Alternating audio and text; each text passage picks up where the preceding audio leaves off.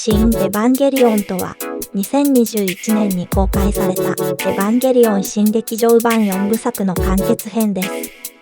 今回はその新エヴァンゲリオンのラストシーンに登場する山口県にある宇部新川駅を埼玉から目指します。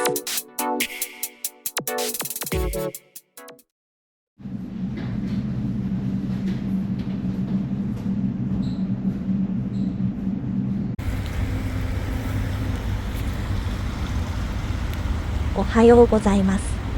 本日はあいにく朝から雨。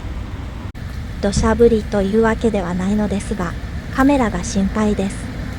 そのためひとまず最初は撮影せず移動。10分程度の場所にある讃岐うどんの店、吉屋にて食事にします。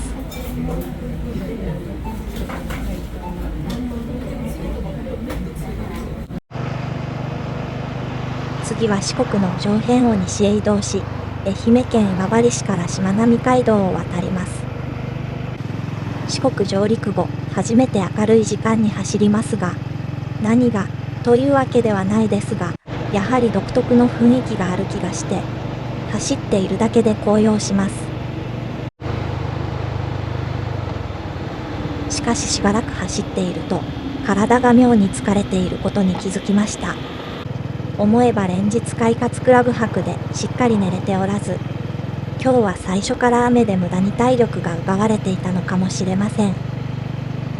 しばらく雨予報ということもあるので、本日は早めに休もうと決意。ちなみにしまなみ海道はかなり有名な道ですが、自転車や原付の専用道があり、そちらを走らないとマックスエンジョイはできないという説があります。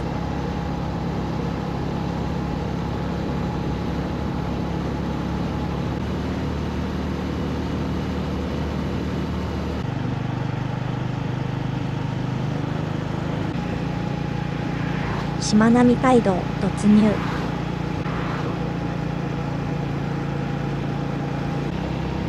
かなりの割合が島を走る時間でしたが、合間の橋に出ると、周囲の島々が間近に見えて迫力があり面白いです。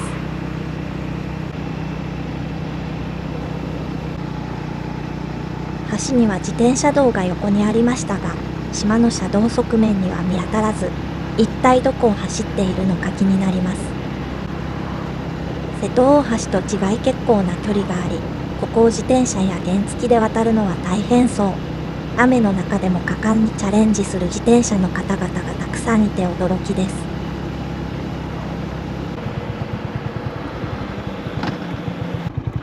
途中道の駅、たたらしまなみ公園で休憩。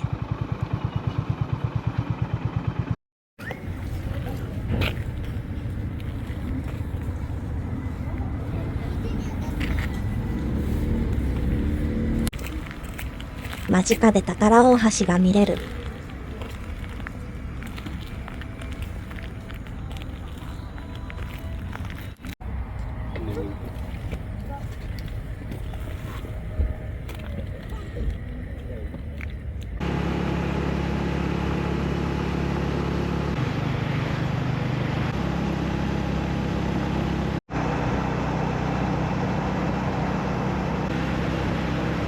しばらく走り続けると、いつの間にかしまなみ海道は終わっていました。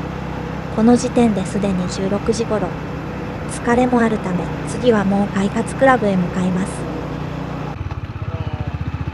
実は快活クラブで過ごす間、日程について検討を続けていたのですが、連休明け早朝から仕事ということもあり、できれば当初の予定より1日早くツーリングを完遂したいと考えるようになりました。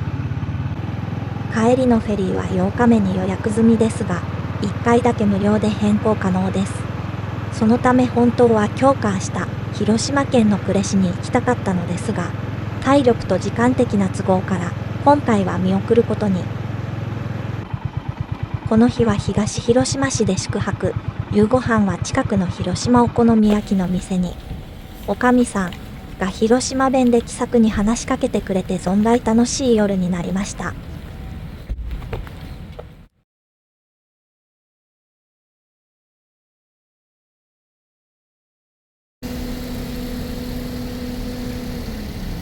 おはようございます。昨日と打って変わり、気持ちのいい快晴。本日は原爆ドームを訪問し、その後厳島神社がある宮島へも行きたいと思います。そして時間があれば山口県の錦帯橋という橋を見て、最後はついに目的の宇部市まで行ってしまう予定です。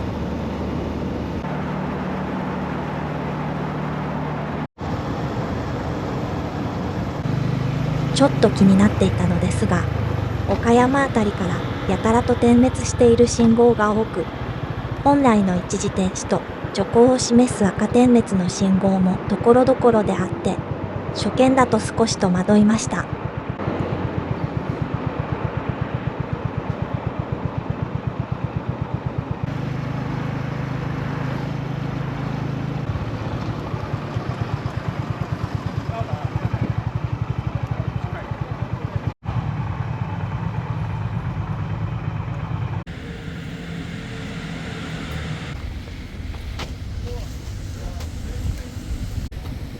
こちらが原爆ドーム。教科書でしか見たことがなかったので、意外とでかいというのが第一印象。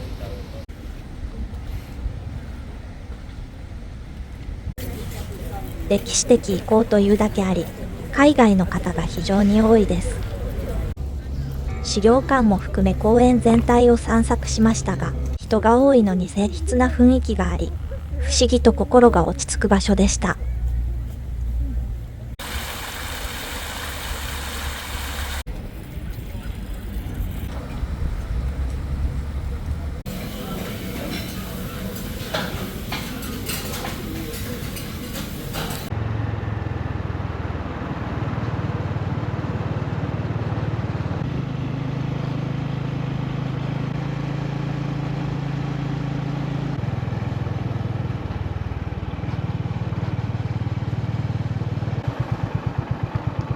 そしてまたしばらくバイクを走らせ、宮島へ向かうフェリー乗り場付近へ到着。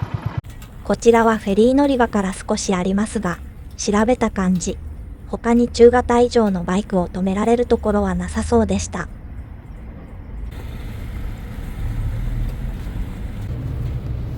ところでソロツーリングで観光地を訪れるたび思うのですが、僕以外一人で来てる人が全然いません。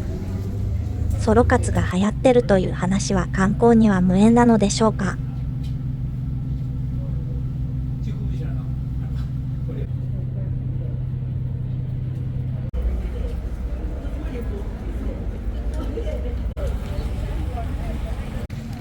宮島にはご存知、厳島神社がありますが、こちらもすごい人。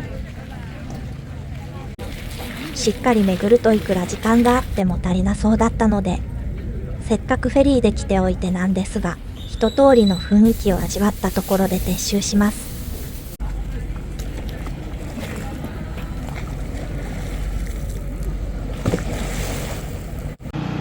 時刻はもう16時過ぎ。このツーリング通して感じることですが、本当に一日一日があっという間です。次に向かう錦帯橋ですが、ちょうど宇部市へ向かう途中にあり、形が面白い木造の橋ということで立ち寄りたいと思います。有名な場所のようですが、行くまでに結構狭い道を通りました。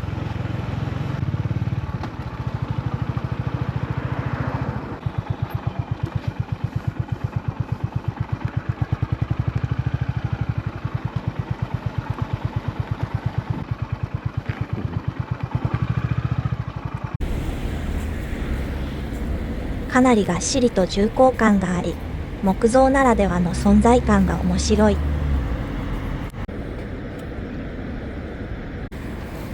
こちらは復元されたものですが、同じものが江戸中期に作られたというのは驚きです。遅い時間ということもあり、周囲の飲食店も閉まっていましたが、見ることができてよかったです。そして向かうは最終目的地、山口県宇部市。日没直後ですが、なんだかこの世の終わりみたいな空。ちなみに本日の夕食は、休憩で寄った下松サービスエリアにて、下松ラーメンをいただきました。珍しい牛骨ベースということですが、かなり美味しかったです。ついに宇部市に到着。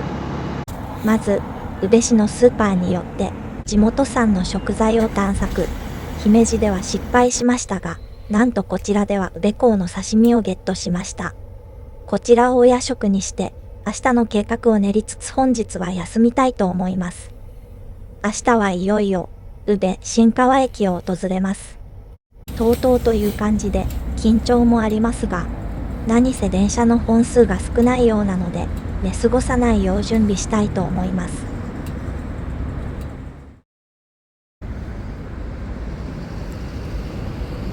おはようございます。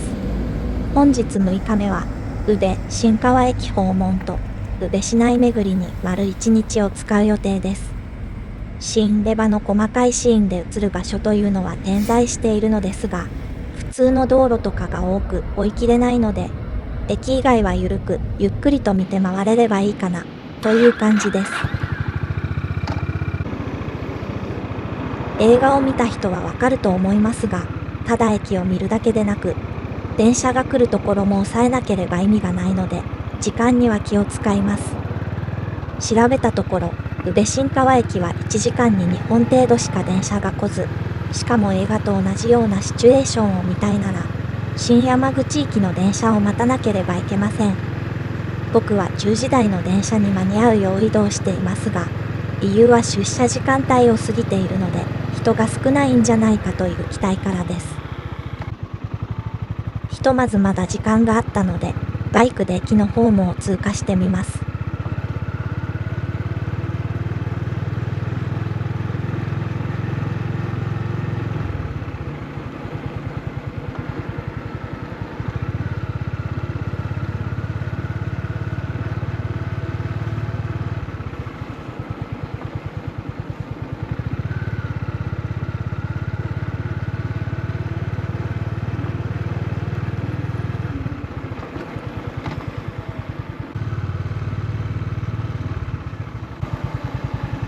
一旦駅を離れ、アキッパというアプリで借りた駐車場にバイクを止め、徒歩にて再度、駅へ。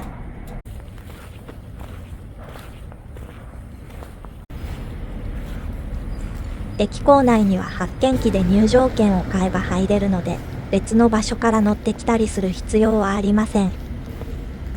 そして入って早々、あのメロディーが。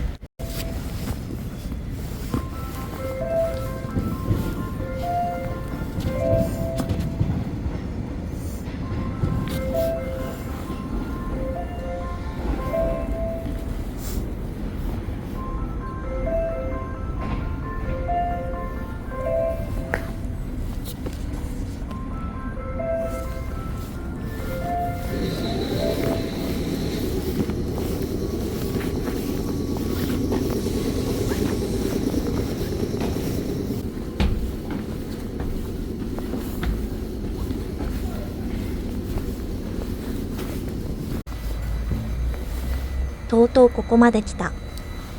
あのシーンが明瞭に思い出され、しばし恍惚としながら徘徊します。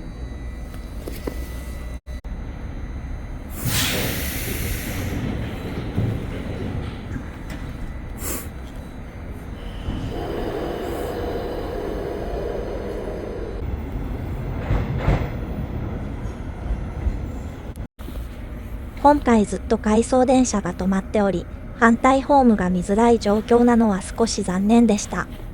しかし他の人の視線がこれにより遮られていたので、長時間過ごす上では正直助かりました。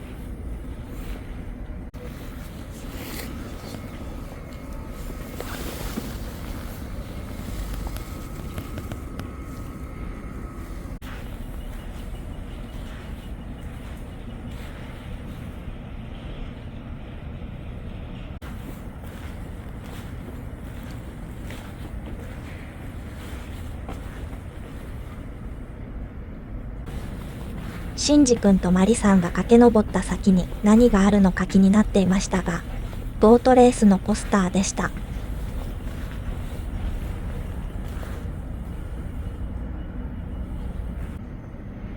そしてついに、電車の到着時間に。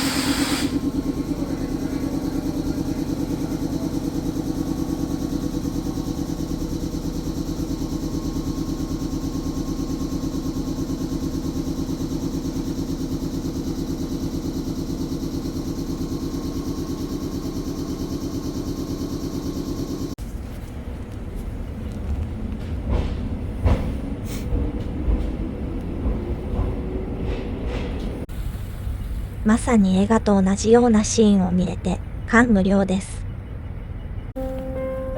ここを去るのが名残惜しく、いつまでもいたかったのですが、入場券が有効なのは2時間まで、そうでなくても長いはさすがに怪しいので、この景色を目に焼き付け、ここを後にします。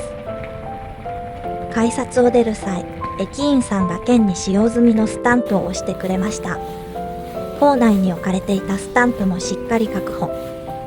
駅には特にエヴァのグッズとかはないので、これがかけがえのない記念品になりそう。1時間程度でしたが、ここまで来てよかったと思える時間でした。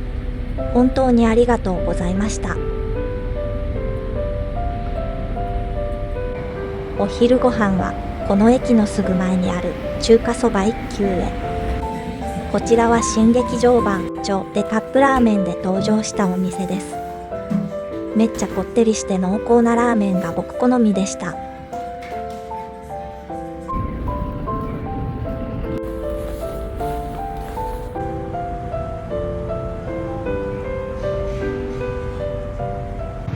続いて巡礼者のほとんどは駅と合わせていくであろう。時は公園内にあるロンギヌスの槍を見に移動します。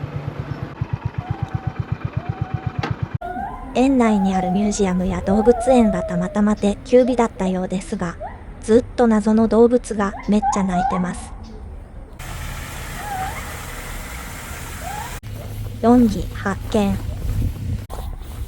全長7メートルあるようですが、細いためかあまり巨大な感じはしません。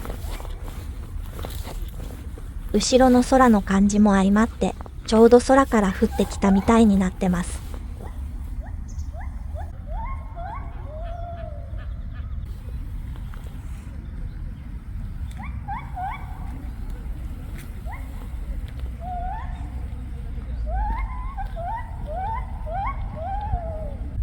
今日は時間に余裕があるので、のんびり公園を散策。他にもいろんなモニュメントがあって見応えがあります。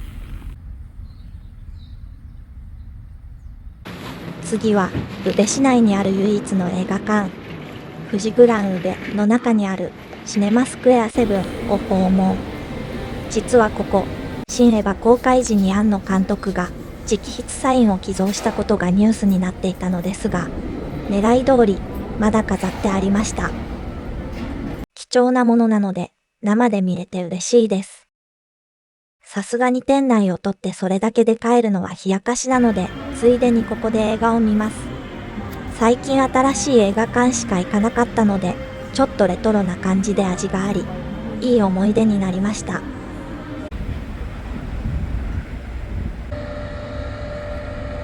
次は完全に自己満な巡礼プレイなのですが、この新エヴァ聖地の宇部市にあるパチンコ屋さんで、パチンコの新エヴァを打ちます。本当はラストシーンに移ったロックンロールというお店に行きたかったのですが、そちらは定休日でした。さて、ここでサクッと今回の旅費分稼いじゃいますか。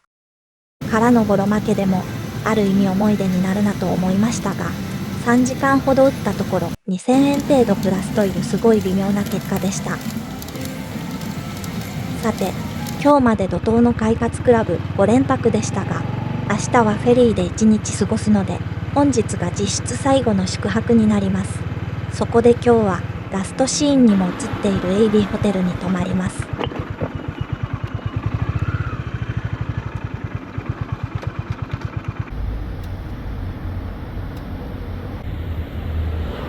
新しめのホテルのようで、部屋も清潔でとても安らげました。何より久しぶりのベッドが本当に気持ちよかった。旅の目的も達成し、明日は日中、山口県内をツーリング後、夜に関門橋から九州に渡り、深夜にフェリーに乗ります。確実に終わりが近づいている実感があり、寂しいですが、最後までエンジョイできたらと思います。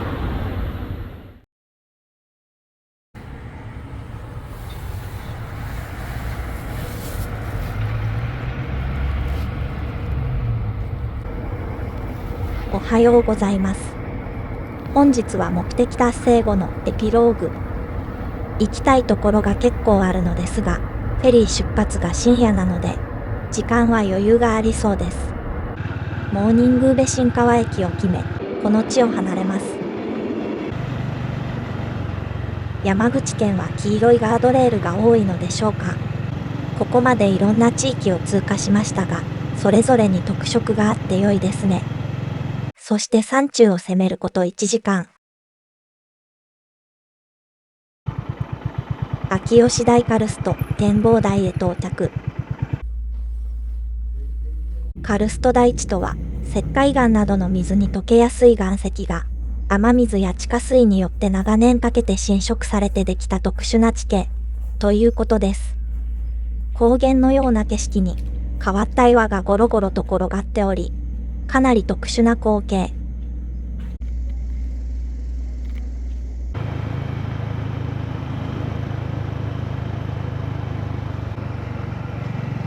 カルストロードの道路脇にも牙のような岩がむき出しており、走っていて退屈しません。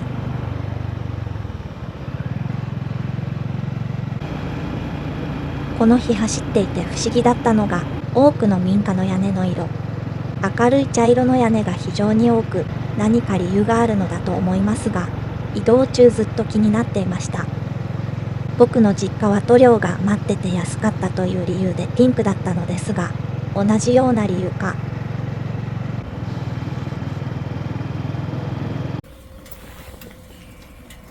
別府弁天池に到着。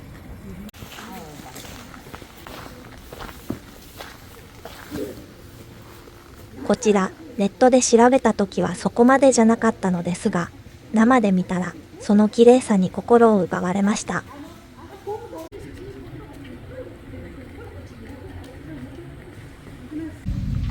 木が良い感じに紅葉しており、そのコントラストも最高です。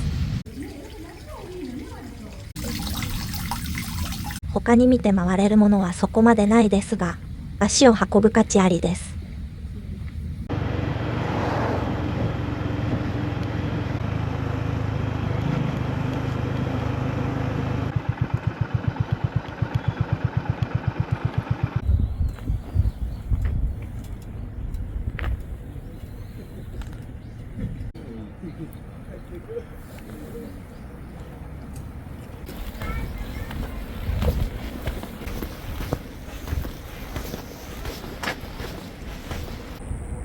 こちらの元の隅神社、鳥居もすごいのですが個人的に、その先の岸壁まで近づけるのがスリルあり、楽しかったです。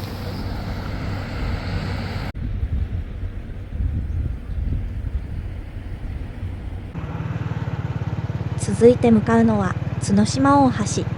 こちらも綺麗な道のようで、しかも帰ってから知ったのですが、角島大橋は新仮面ライダーにも出てくるあの橋ということです。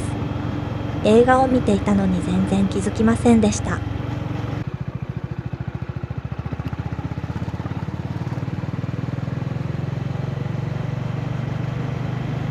期待通りの美しさ。橋がシンプルなので海が間近に見え、ゾクゾクするような楽しさです。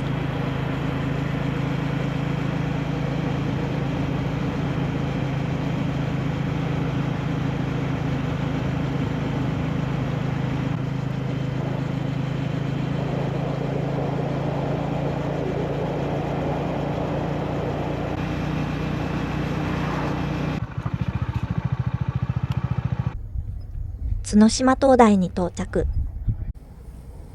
穏やかな空気感も相まってか、海を優しく見守る巨人という感じで、なんだかじんわりくるものがあります。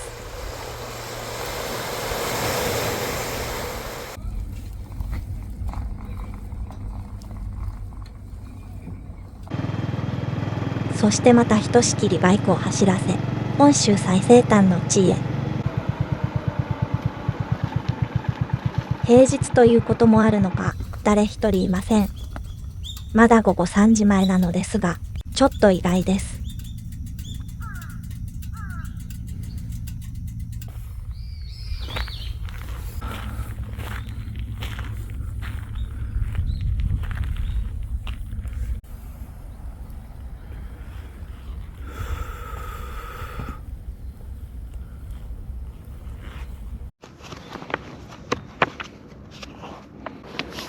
思い出ノートには今日日付の書き込みがたくさんありました。